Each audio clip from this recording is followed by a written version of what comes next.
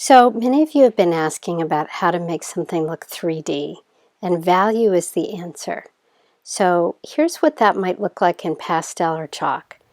I decided to pick an Among Us figure since it's kind of an easy thing to show you with. So I'm using the Among Us how to draw figure that was in the how to draw section. And I noticed that the figure is simple. That little overlap at the bottom helps it look 3D. And then when I put the guy's windshield or whatever you call it on there, that helps it look 3D. So a nice simple drawing that pretty much anyone can do. So this little mark I'm making is my light source. That's the sun or the light bulb. Where is it coming from? And any place that I overlapped, I just need to erase. So I need to make the highlight first. Sometimes you guys ask me for white paint. What you need to do is you need to think ahead of time, where is that white spot going to be? And then I'm just starting to figure out that there might be 3 areas of color.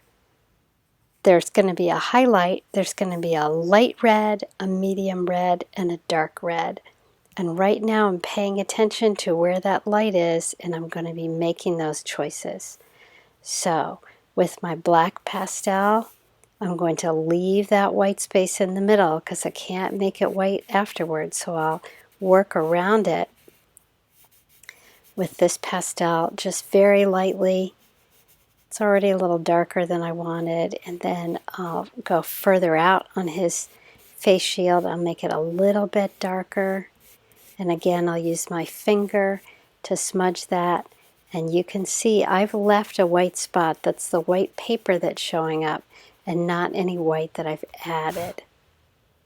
So now I'll go through and I'll think, how do I do that with the red? Well, this will be kind of the lightest area. I'm barely holding on to this pastel. I'm not pressing very hard.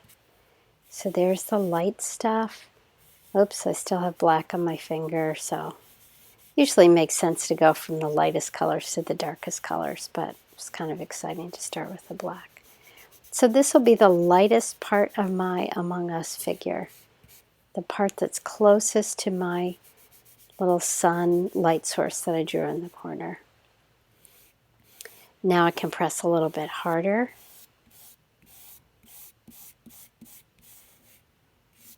You'll notice some stripes in my drawing. I'm drawing on a pile of papers, and I should have moved them, but I didn't. So I'll leave the lightest part on his backpack or whatever that is. I'll make the top light. And now I'm just going for kind of a medium shade here. I'll begin to use a clean finger without any black on it to rub this in. And I can just kind of smudge the two together, the light value and the dark value. So now I've got 2 values. And I'm really looking for 3 values to get my point across. So I am going to pick up the black in this case, and I'm going to look for places that are opposite my light. Like this little section of the backpack, there's none of that sunlight getting in there. So I'm going to just put a little bit in there. Notice how I did a line and I pulled the line out. And I'm going to smudge along the back. So I'll do the back side of his body and his leg, the parts that are furthest away from the sun. And I'm just going to start with a little. Start with a little bit. You can always add more. It's just hard to take it away once it's on there. Same thing, I'll smudge here.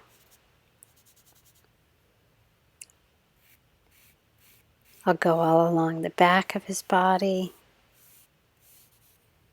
I'm really starting to get that shape, that form that comes out that makes him look kind of 3D. Go back in, I'll add just a little bit more. Maybe I'll accentuate his belly by making that part dark right there. And just a little bit more smudging, but can't emphasize enough. Do a little bit at a time, and you can always add more. Got to watch out for that finger that was dirty. That could have been a disaster. I'll start to just smear things together a little bit better. I need to put some shadow to show that he's standing in bright light. There's my line. Oh, I've got to go on the back side of that. So I'll do a little bit of dark right underneath his leg, and I'll just pull it out with my finger. That looks like a leg is standing there. Same thing, I'm going to put a little bit of dark on the bottom of his leg and pull down with my finger, and it makes it look like he's standing in bright light, which is pretty cool.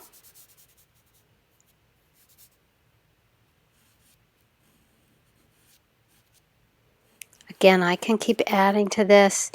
I'm going to reevaluate, or I'm going to reflect like my creative process asks me to. And I'm going to see, is there anything else I want to clean up or do before I show it to anyone? I can try to erase this stuff. But I'm asking questions that that lady was asking in the video. Is this my best work? Is there anything else I can do? Yeah, I think I'm ready to go a little bit darker. The more contrast you have, the more light lights and dark darks, the more it's going to pop out and look kind of real. I'm going to add a little bit of dark, like a fourth value, to the back side of that face shield. And there I am. We can also do this. I'll show you the same thing with crayon. And this would work for crayon or colored pencil. Now that it's my second time through, I'm realizing that I want to draw that face shield near the beginning so I don't have to erase any extra lines. Anytime you draw something and over again, you're going to get better at it naturally. There's my light source. I've decided that ahead of time. I'm going to press so lightly with my black crayon, and I'm going to save a white spot. It's like I've reserved it, like a reserved seat in a restaurant. No other color can sit there because I want the white paper to show through. And again, I'm going to be really gradual, and I'm not going to press very hard with my black crayon or my black colored pencil so that it's obvious that that white part is left there.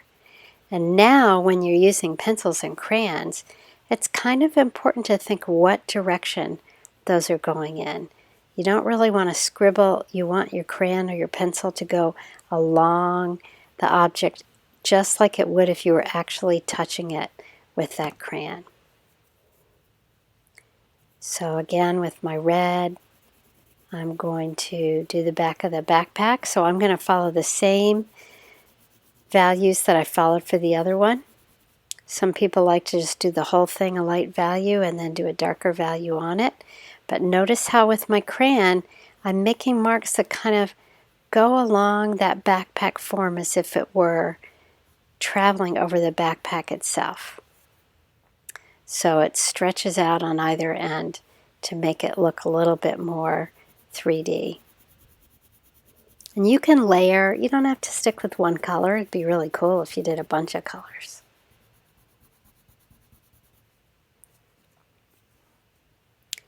I'm going to look at what part of him is closest to the sun, and I'm going to reserve a highlight on the top of his head. So right now I'm just beginning to put in the lightest value of the 3 values I'm going to use. And I made sure I saved a white spot at the top. And I can always get darker, so I'm going to just keep things light to begin with. I'm traveling in the shape of this little Among Us dude.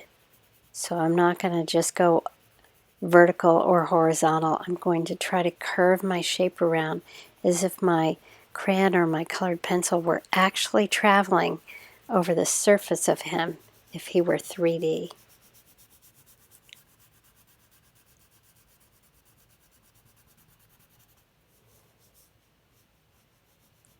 So again, I'm curving down by his feet to make it look like those are below my eye line.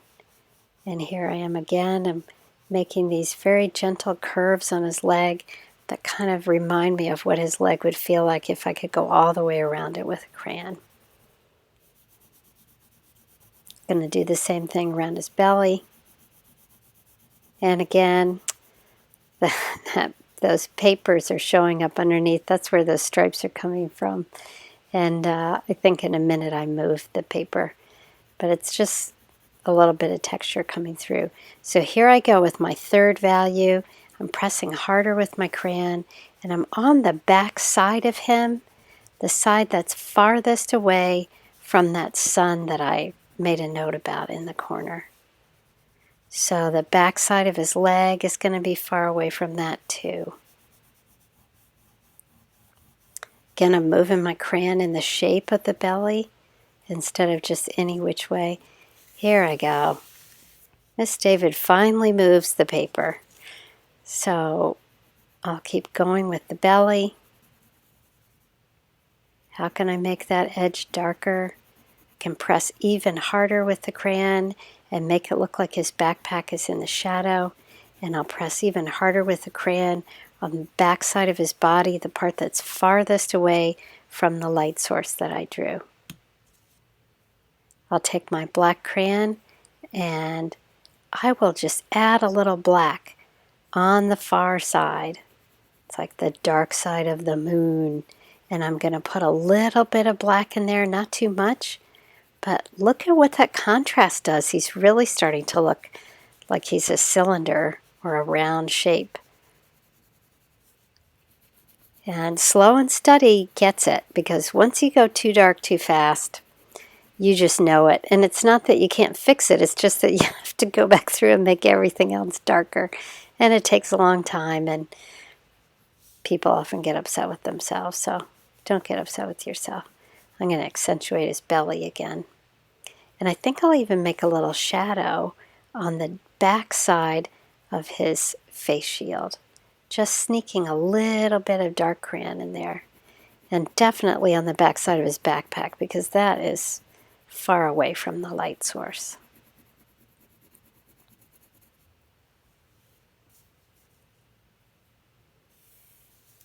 I'm thinking about shadows for his legs, so I'm going to draw some lines that kind of point right at that light source, and I'll darken the crayon right underneath his foot. But again, I'm pulling the crayon away from him and away from that light. So that's why I keep coming up with my finger and tracing that little spot. You can put a little spot on your paper and pencil. It's perfect because you can erase it at the end.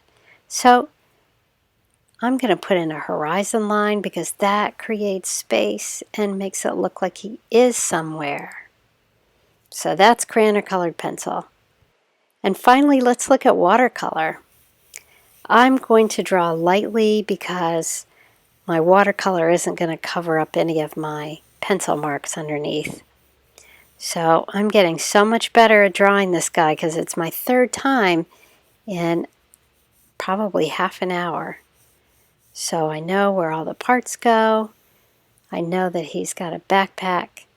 And now I want to remind myself that there's going to be a little reservation up there, a little white mark. Unfortunately, I didn't realize that my camera was not including what I was doing just out of camera range. But what I was doing was mixing water with the black paint till I got a nice light gray. So I'm dipping it in a little water in the back. I'm testing it on a piece of paper. And I'm going to start painting that face shield, and I'm going to leave a spot that's white.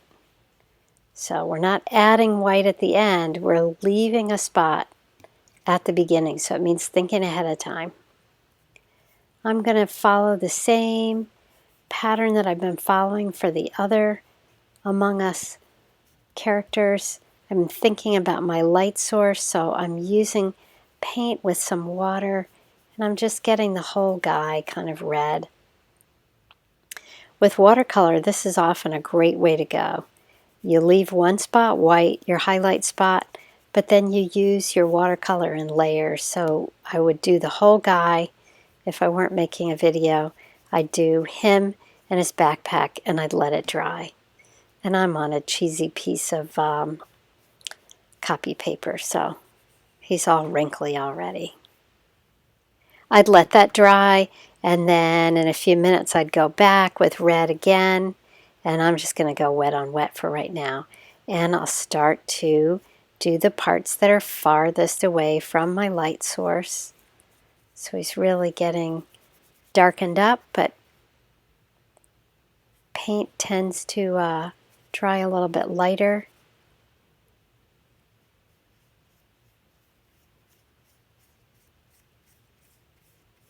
There's his belly.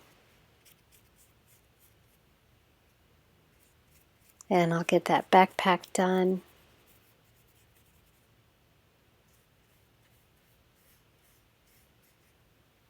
I'm going to dip my water in and just kind of blend between those two values there.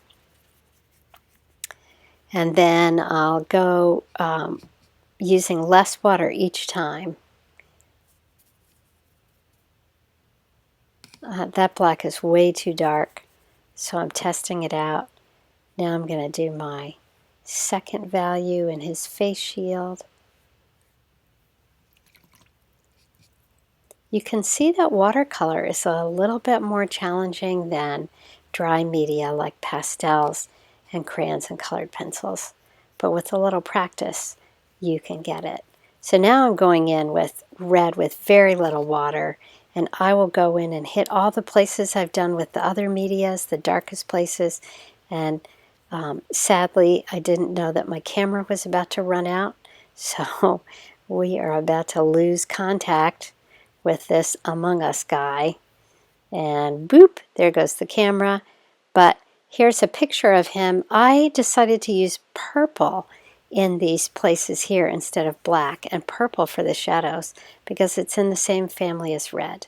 So I can't wait to see what you try to do.